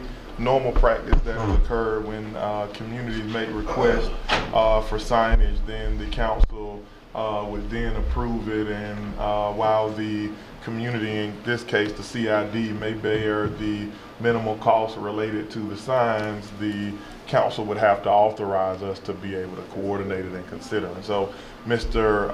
Valenzuela will talk about the practice. You have in your add-on packet the resolution that is required, and Frank will give insights into why they have requested this and why it is a benefit for our partners on Fulton Industrial and the CID. Good evening, Mr. Mayor and City Council members. There are two cul-de-sac streets on Fulton Industrial Boulevard. They're both narrow in scope and short. The first one is Lakeview Court, and the county, prior to the birth of the city, had put no parking signs on the north end of that street. But at that time, there was no facility on the south end. Just recently, another large facility was constructed on the south end of Lakeview Court, which would now, when you have large tractor trailers parked in a very narrow street and very short on a cul-de-sac, it makes it a little bit dangerous for people to go in and out of this new facility. The owner of that facility had talked to us. I agree with him that it's needed to have no stopping, standing, or parking signs and designate that area as such, because a lot of the tractor trailer drivers will actually park there and sleep for hours and peak traffic. And the second location, which is at Westlake Boulevard, it's very similar in construction. It's a cul-de-sac, it's short, it's narrow. You have tractor trailer drivers that park their vehicles, they go to sleep for a long period of time, they block the driveway. And then the first location, they were actually parking in the private property of this new facility as well. So we want to avoid conflicts in the street by putting the signage up, making it a safe area where trucks and pedestrians can drive their vehicles in and out of without having accidents. Sure. Thank you, Frank. Good evening, Mayor and Council. Approving this ordinance will allow Public Works to install the signs on both roads. The staff has assessed the roads, and it is consistent with the ordinance that you approved before. So we will install the no parking, no standing signs upon your approval of this item. Mr. Manager, we need to make sure, because a lot of times we put the signs, we don't put the appropriate, and Madam Attorney, you may want to hear this too. We don't put the proper code that goes along with the signs. I think the only thing I would concern is to make sure that we have a proper code so we can enforce what we're talking about. Receive. I'll take entertain a motion. Is this an action item? It is now in discussion. I'll entertain a motion. Go ahead. Just a quick, I want to make it, but do we need to sign at a number? I don't like doing stuff without numbers. So can this be resolution 081 based on, and this is a question for the clerk, will I make this motion? Right. We'll make sure that it has the right number. I just don't want to misspeak, because sometimes we use numbers and then we remove them. So I'd rather. You want us to pass it without? Yes. Okay.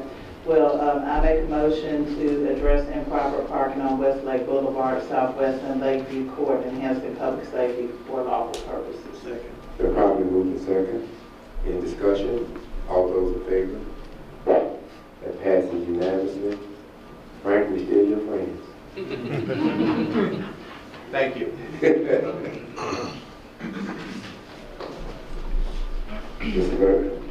Okay, you have 3 items under the financial report being made by the CFO, tax anticipation note, repayment update, and financial reports for October and November.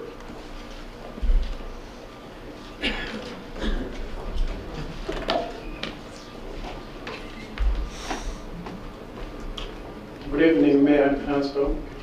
I just wanted to take you maybe up to the inception of this city, that is 2017. We started the city, that we should not forget that we started with a negative $12 million that we borrowed because we didn't inherit anything from Fulton County to start the city. So we borrowed $12 million. That started operation, paying expenses, and also paying IGA to Fulton County. We started paying monthly of $5.3 million. So as we are bringing department by department, that payment was going down until the last payment in November was $693,000. Last year, October, you approved because we knew that maybe we are not going to make it with the revenues that we had. You approved about $10 million that we had to borrow. Luckily enough, we were so fiscal responsible that at the end of the year, September 30th, 2018, we didn't borrow that $10 million. We have $12 million that we are supposed to pay at the end of the month, December 31st. We had enough revenues by last week, and by paying it earlier, we saved the city more than $23,000. So the entire $12 million plus interest was paid off last Friday. So as we are talking now, we are debt-free. We paid it off. Having said that, we have paid in less than 2 years, starting minus in less than 2 years. If we can continue to be fiscal responsible, I don't expect us in the coming 2019 to go into another 10. We will get there if we go beyond our budget. If we can remain within the budget, we'll make it and we'll be fiscal responsible. I want to ask council members, whenever you are having, be it department or council members, you are sponsoring resolutions, you are sponsoring registration, just make sure, has it got some financial impact? Because most of the registration that we implement, they are effective immediately. I'll give an example. I was talking to the mayor. We adopted or we implemented implementation of development authority, and it was effective immediately. It's effective immediately, but we didn't apportion any money. There's no money, so you can't implement, there's nothing. So when we're implementing this registration, they have got financial impact. The budget is done. There's nothing we can do beyond the budget. And our ordinance says if you have anything that is not budgeted, make sure that it has corresponding revenues. So if we don't have revenues, think before we pass those resolutions. Let me say this, Frank, and from the bottom of my heart. You know, people come up here and say a lot of things. And, you know, some of us may like some of us may not like some of us. You know, but I hope you heard what he just said. That's major. I've been in politics and government for 20 years. I ain't never heard that. You know, that we come just to come to understand too, we came to a crisis where they didn't approve the digest. And we made it through that crisis. So we have come a long way to where we are today. And I'm proud of each and every one of us up here, proud of the city managers, the staff, everybody, and to the finance department for paying just great stewards of what we got. But he did say something else. You got to stick to the budget, because at this time we don't have to borrow any money from nobody. And we up here buying cars and stuff like that. I mean, you don't get any better than that, ladies and gentlemen. You don't get any better. So sometimes just say thank you. Sometimes just say thank you. All right, thank you, Mr. Thank you. And this is our 2018 18 as of November 30th report. General services, we budgeted for $71 million, general fund.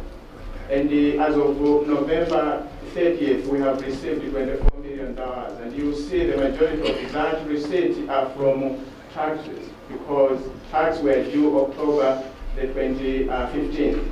So the majority, more than 3/4 of that $24 million is from tax. And our expenditures of $70 million in general fund, so far, the 2 months we spent about $7 million. As you will see, we have more revenues, we have less expenses, but these expenses will be going up. And we had average of revenue of $16 million. If we take what we received and what we spent, $16 million.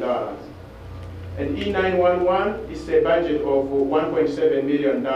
This is the money that is transferred from general fund to fund E911. And we pay $307,286 a month to E911. So it's in and out, there's zero.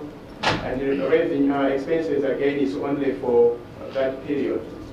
Restricted grants fund, this is the amount that we pay 15 firefighters. This is the federal grant that we had, 496. And so far for the 2 months we paid 208,379. Then we have hotel motel. As of now, we have not yet designated what we are going to do with that money. So we are just keeping that money, it's there. When you decide what to do with it, we will offer that money to you. So we budgeted for $180,000. So far, we have received $29,186 in the past 2 months.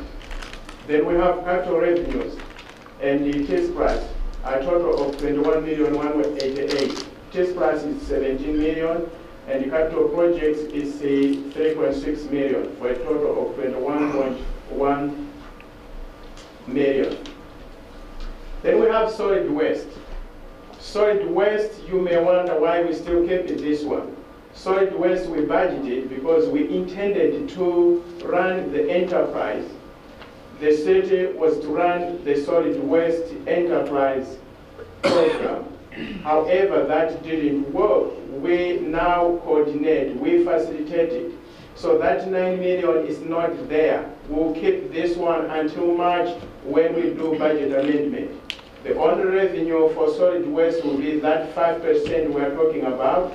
That's the only revenue. So this $9 million will go out when we do budget amendment. This is a summary of all revenues in details that we have. Option sales tax, which is our second biggest revenue, budgeted at $24 million. We got 2. So far, we are within 2.3, 1.8 million per month. Then we have property tax, budgeted at $33 million. As you see, that's the biggest chunk of revenues we have. We have received $20 million. We still have $12 million to receive. And you can see on the property tax, 62% has already come in. By January, we should receive almost everything. Intangible budgeted at $200, we haven't received yet. Franchise fees budgeted at $1 million, we are billing them now, so we will be receiving them March, April. So they will be zero until sometime in March. Business operational 1.8, we have received 4,464. Again, most of these ones, the business license, we are billing them now. Other taxes, $3.2 million, we have received 18,000. And business and permit, 1.6, we have received 442. This is another area that gives us a lot of revenues. So business permits is one of the biggest. So if there is a need of staff here, that's the place you need to, because the more services we have, the more we get. That's the generating revenue area. IGA 3.6, we have received 510,000. Charges for services, this is general. You have police, this is general. 750, we have 79 so far. Other revenues, 50,000, we have received 2 points. So out of $71 million, we have received $24 million, with the remaining of $66 million still yet to come. That represents 34% of revenues. This is the same with the revenue, but it's just showing you in a graph format of it. 50, that's the other revenues budgeted at 50,000. So far we have received 2. So this line you are seeing here will be coming this side. When it comes here, that means we have received it 100%. And you see license and permits so far is the biggest here. Budgeted at 1.6, we have received 442,000. So it will soon be coming up to here to reach 100% by September. This is a summary of expenses by department. From District 1 up to debt service. As you see, debt service here, it was 12,366,000. It's still there. Next month, it will be zeroed out. It will no longer be there. So this is the summary for every department. This is what was budgeted. This is what actually we have spent. This is what is remaining. And this is the percentage that we have spent. For 2 months, you are supposed to be at 16%. Being at 14, 15, 16, up to 18%, that's okay. If you are in the 20s, 21, 22, you need to check your spending. Because per month, you need to spend at least average of 8%. If you go beyond 10, 12, you may not reach September 30th, unless some months you will be spending less. But on average, spend 8 to 10% per month. And this is the graph representing the same expenses for each department, just the same as the summary that I've given. This is our cash flow for the 2 months that we have, October and November. We started October with in bank $4.4 million in October. By end of September and in October, we started with $4.4 million. In November, we had $16 million. So October, November, December, we started December 1 with $21 million. Come disbursement, salaries, in October, $1.6 million. November, 2.3. So you may be surprised, or you may be wondering why we have 1.6 and 2.3. There are several factors that are in the salaries. Some of these reports, when we give, especially when we're giving at the second week, like I'm giving now, most of the November benefits have not yet been entered. So if I was to give at the end of this month, we will have everything included. So these reports are being given as of November 30th, but some expenses were not there. They will be captured in the next report. In 911, you have already seen it, we paid $146,000. The time we didn't pay anything, the time we are preparing this report to show up next month. The surplus deficit of October is 11 in October and 5 in November. As you see, ending cash balance, October 16 million, November 21 million, and December again it shows 21 million. That 21 million is no longer there because we have already paid $12 million. So we should be talking about $8 or $7 million in our, as of today. This was the update that I was going to give before we paid it out, but I thought it was the fiscal responsible to pay that we would sell because we were being charged every day. If I was to pay 31st, I was going to pay additional $24,000 that we have saved in the city. So this is you can forget about this report. I will entertain if there's any question or any comment that you may have on the October, November financial update. Any comments?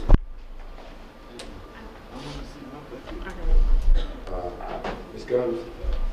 So just so you can reiterate, if we're getting close to 10%, that we possibly may run out of money by September of, is that what you said? Yes, no. My yes, if you go at 10, 10, 10, 10, you may end up. My no is, it depends on what you buy. There are times you are prepared, you prepare your conferences that will be there in March. You have paid it now. Or you have bought all your supplies now. You have bought anything that you were supposed to buy down the line. You bought all of what you needed in October and November. So that one will not apply because you have done in advance. So you may have some months that you have paid more. Down the line you'll be paying less because you have already paid for it. But you need to be checking on a monthly basis how is your spending. If you know that you overspent in October, November, say, will you make it to the end of the year if you go at that pace? Okay. We can sit down and go through individually so that Any others? Okay, thank you, Mr. Velazquez. You're welcome. Good work, appreciate you. Some people will be seeing you individually. Okay, Ms. Clerk. That takes you to the city manager's report. Good evening. This report is very brief. As you know, at the end of each month, we provide the city manager's report looking back on the previous month, and in this one, I give you a verbal report and highlight a variety of key activities. I think for this report, what I would like to detail is just that for the most part, without including some of the closeout activities related to real estate, real estate and other assets, the transition of all services to the city of South Fulton is complete. I think very similar to the CFO's report, we are extremely excited about this, as you can imagine, and I'm sure that you share. I know that upon my arrival, I looked at it as a very big challenge to transition all of these services and put something in place that I think we can all be proud of. And so it is clear that we've had some challenges, some around sanitation, some around police and fire, some around facilities, but I think personally I'm really encouraged that not only has the city transitioned all services ahead of the transition date, but we've become a model around the country where just recently, I know that Councilmember Rao can attest to this, about 30 young aspiring public administrators were sent here from around the country to look at the city of South Fulton and not the city of Atlanta. So not to bash them, but I mean, when you're looking at a case study of the growth and development of one of the world's most populous cities run by predominantly African Americans, the place that people point to is the city of South Fulton and no longer Washington, D.C. or the city of Atlanta. That's a big deal, and I hope it's something that all of you are proud of. In addition to that, not only have we paid off our TAN ahead of schedule also, and removed the bulk of the debt that our city started in, which most new cities don't, we've also increased our revenues by about 55%, which is another big deal and something that the council should be extremely proud of, to where you had a $65 million budget that was mainly funded by a $12 million TAN. Now you have a $109 million budget that does not include a TAN. And so that's a very big deal for the city. And besides that, I think, I always give credit to the council, and we're excited, and I think you guys deserve it, but I would also take a point of personal privilege during my report to kind of highlight the staff work that has done that along with that of our citizens. And so we've got a great group of staff that I think has endured a little bit of criticism, a little bit of support, a little bit of ups and downs, but I think that with the vision of the council and on the backs of the people as well as our administrators, the city is in a very good place. And so that concludes my report for this evening. Any questions for the manager? Hearing none. Takes you to the city attorney's report. And Mayor, I have two items that should be brief. Sure. These are conversations that I've had with council members about amending legislation. Pursuant to Robert's rules, a motion to reconsider should be made at the meeting subsequent to when the action was voted upon. And these two items were both voted upon at last meeting, so the recommendation pursuant to my conversation with Councilwoman Gumbs would be a motion to reconsider and modify moratorium resolution 2018-077 to lift variance restrictions for District 2. I entertain a motion. I can make the motion. Yes, or you can say that I move as stated by the attorney. So moved. Second. Second. Okay. Second. We have a motion and a second. Any discussion? All those in favor? That passed. And Mayor, the second item is based upon a conversation with Councilwoman Gilliard, and that is a similar motion to reconsider and modify Ordinance 2018-049 subdivision regulations that was adopted at last meeting, and to revise it to incorporate the subdivision checklist that's been presented by Councilwoman Gilliard, and that is before each of you in your legislation. I entertain a motion. So moved. Second. The second, public any discussion. Mr. Gilliard, to decline, would that be the same as the HO president or homeowner association? No, the decline is the developer. Was there any reason why we was put the homeowner association? Because that was the problem. That's why it's not on this. Because the homeowners association can't impose it unless the department is Okay, that's fine. All those in favor? That passes, I think, unanimously. Mr. Clerk, are you finished, Council? Yes, Mayor. Okay. One request, the list, this checklist, where is this? I have a copy for you. We have that. I just want to make sure for the record. So that takes you to the mayor and city council comments. We'll start with Ms. Round. I want to take this opportunity to thank the city manager and Christopher Pike for their support into recent activities. The first, which Mr. Donald already mentioned, we had about 30 administrators from across the nation come and take a close look at the city of South Fulton. Very positive feedback from that group, as well as hosted an economic development summit in tour for District 1. Again, very positive feedback, and just really want to say kudos to the team and all the support we got from the city manager's office, Ms. Chris and Ms. Reed, and everybody who helped out with those two events. They were hugely successful, so thank you. I just want to say thank you to all of the staff, especially trying to get through these sanitation meetings and emails. It has been definitely tough, but we do the work of the people, so thank you for that. I do just want to remind you that District 2 will be co-hosting its second annual Bring Out the Dolls, where we will be bringing dolls to make some needy children smile for the Christmas holiday. So I do encourage you, if you want to, mingle with your neighbors, please come to St. James Live tomorrow from 8 p.m. to 11. It's a very nice event. All you need to do is bring a doll to get in the door. So I look forward to seeing all of the city of South Fulton. And if you do not want to hang out and party that late at night, you're more than welcome to drop a doll off here at City Hall. And that's all I have. Happy holidays. Oh, sorry, City Hall.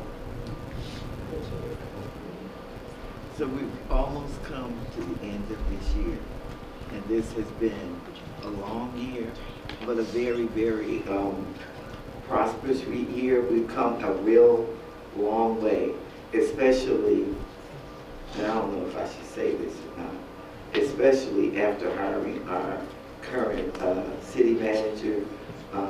He's been really like a good asset to the city, We still have a long way to go. I'm sure that we're going to get there. I wish everyone a happy holiday. I'm in the process of trying to come up with where we're going to go in 2019, and my legislative specialist, who works extremely, extremely hard. I mean, so hard that I really feel very comfortable when I can't make a meeting that she can go and do a real stand-in for me. So I would really appreciate it if everyone would give her a clap, because she has and stand up, please, Nakia. And not only has she been great, she's extremely young, so we've got two ends of the spectrum working together, and it really, really works great. But we intend to do a lot of great things for the city and for our district in the coming year. So just look for a lot of good things to happen next year. Thank you. Ms. Jackson? I'd just like to say, to remind District 5 to come out on December 13th for the sanitation services info session. We've had a lot of questions asked about the sanitation. This is your time to come out and talk to them about your situations and ask any questions you need to ask. And also on December the 21st, District 5 will be hosting a holiday evening with Councilwoman Jackson, and we're sponsoring two families from Heritage Elementary School. So anyone that would like to come out from 6:30 until 11, you can come out, dance, enjoy. If you want to bring a donation to help the families, everything is welcome. And I would just like to wish everyone a safe and happy, prosperous holiday and New Year's. Thank you. I don't have much. I want to first lift up in prayer our colleague who isn't here tonight, Councilwoman Willis, who was in the hospital. I'm sure you're watching online. You're in our thoughts and prayers. And secondly, I want to give a shout out to Dr. Rao and Councilwoman Gums. It's all about 1, 2, and 3 today. I have been working to supplement my council salary. I worked several elections this year, and I am exhausted. Councilwoman Rao and Councilwoman Gums, as far as I know, you're the only two people on council that have full-time jobs. And you raise children. I just don't know how you do that. That's some black girl magic. So I'm very proud of both of you all. South Fulton forever. Okay. Mr. Baker. Good evening. First, I want to thank everybody who came out, especially Mr. Alway, who works beyond his hours with me on Saturday for feeding the homeless in the community boutique with LA Pink. We did. I really appreciate that, brother. As well as last night, everyone who came out to the Carolyn event that I was in association with Q Parker and all of the celebrity guests. It was amazing. You know, all of the singing for all of the elders, and a proclamation was issued. I appreciate you, Carmen, Khalid, for being in attendance and assisting me with that event last night. We had Angie Stone, Tony Terry, Wingo, Jagged Edge, and 112 members. It was an amazing event. Lastly, I would like to invite everyone out on the 28th for an event at Wolf Creek with myself, Marvin Arrington, Marcus Coleman, and Joe Beasley. We're going to be tackling the rights of convicted felons. We gave, it starts, I think, promptly at 10 o'clock, and breakfast will be served. We gave a proclamation this evening to Solicitor Keith Gamage for his work in restoration processes. I've also authored legislation for this city to ban the box for convicted felons, so we're looking forward to that being on the agenda coming up soon. So if you would, please come out on the 28th and participate in that program. Thank you so much. Happy New Year and Merry Christmas to everyone. Thanks. Let me make a statement for this bill, and that is the strategic plan, sanitation and strategic plan will be held at 6:30 to 8:30 at Arlington School on Ridge Road. So that's that's the sanitation and strategic plan, 6:30 to 8:30, Arlington School on Ridge Road. Did I get it right? Right. Okay, good. Tomorrow, I'm sorry, I almost got it right. That's tomorrow, all right? Let me just say this. Catherine, Carmelita, Miss Gilliard, Jackson, Lee, Baker, and Helen, I know you're out there listening. It ain't been easy. God knows. But this probably the proudest night I've ever had sitting here as mayor. To hear how financially responsible we have been in spite of everything. Not just being financially responsible, but in spite of everything, being the best that we could be. Nobody anticipated we'd come this long. Through all that we've gone through. God knows we had enough issues. We'd have had bananas, paper, news, ABC. But we have come a long way through all of the fights. And we've also learned, well, we fight, we also learn to love each other. And that's a good thing. And tonight, one of the best nights we had since we've been around in terms of getting things done. I want to thank everybody.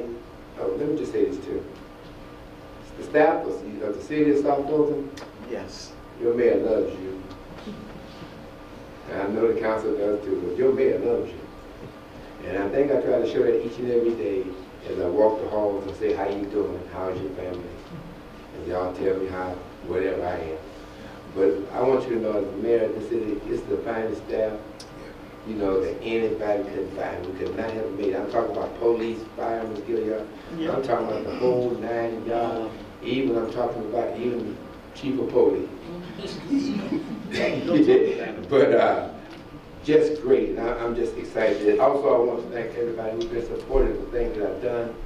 The mayor's walk, my colleagues who got out there and walked with me, community people who got out there and walked with me, staff who was made to walk with me. I want to thank all y'all because I think the community, those mayor's walks did a lot for us.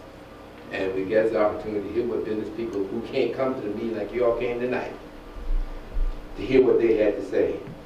I also want to thank those who follow me on the Don't Be a Target, along with Helen and myself and police chief. Matter of fact, there were some places that called us and said they wanted to have it at their church. But we had to tell them it's a little bit too cold right now to be walking and stuff. But I want to thank you all for doing that. And so I think we're closing out with a good time. We're closing out on a good note. I want to wish everybody a Merry Christmas.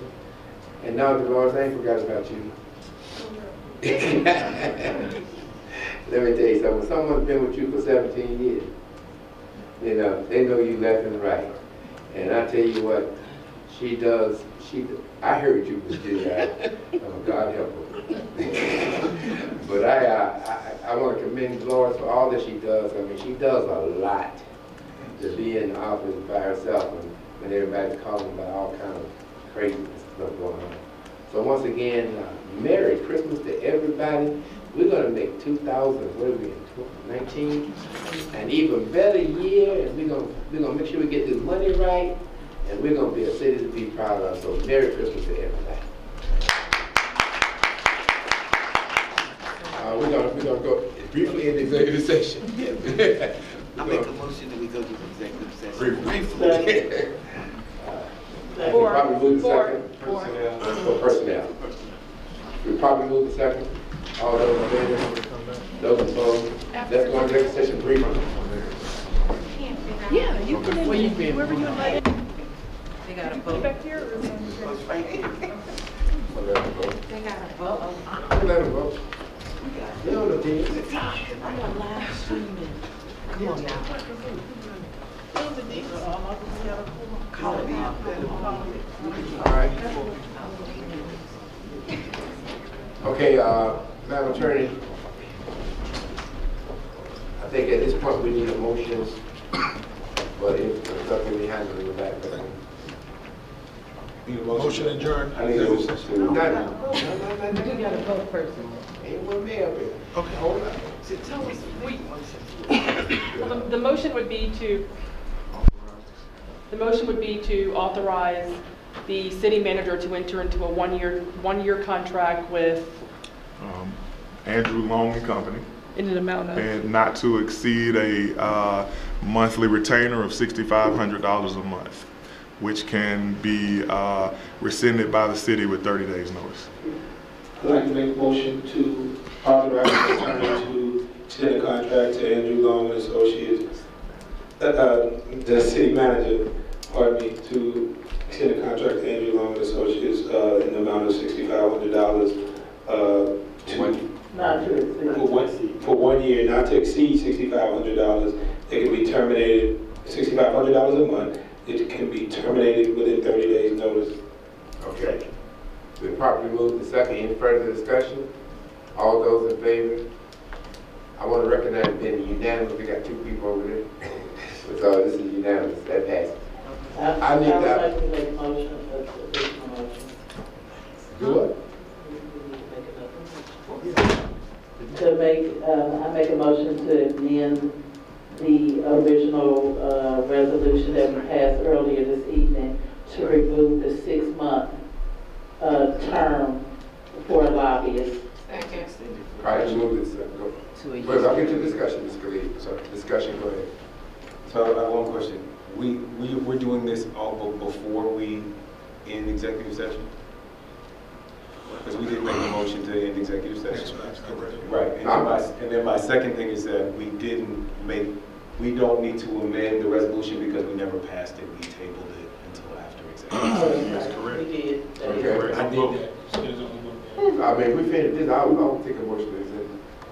yeah, you can close the executive session and So adjourn. I'd like to make a motion to close executive session. I second. All right, move to second. Discussion? I'm sorry, adjourn. No, they're not adjourned yet because you have to accept. No, we're making a motion to No, executive We're session. making a motion to adjourn the executive session now. Got it, I'm sorry. Okay? It's been properly moved to second. Any discussions? All those in favor? That passes. Okay. The other motion? I would like to make a motion to approve resolution, I don't have the book in front of me, resolution, the emergency resolution. 063, that's an emergency resolution. Yes. To select a city lobbyist and for other lawful purposes. I make a motion to approve resolution 2018-063 with the amendment removing the 6-month provision. Second. Properly moved to second. Any further discussion? Hearing none. All those in favor? That's unanimous, I think. Yes, you do. Ms. Gilliard, are you both? Yes, So I'd like unanimous. to make a motion to close, to adjourn. I second that. Properly moved to second. Any discussion? All those in favor? Let's go home. Yes. Man.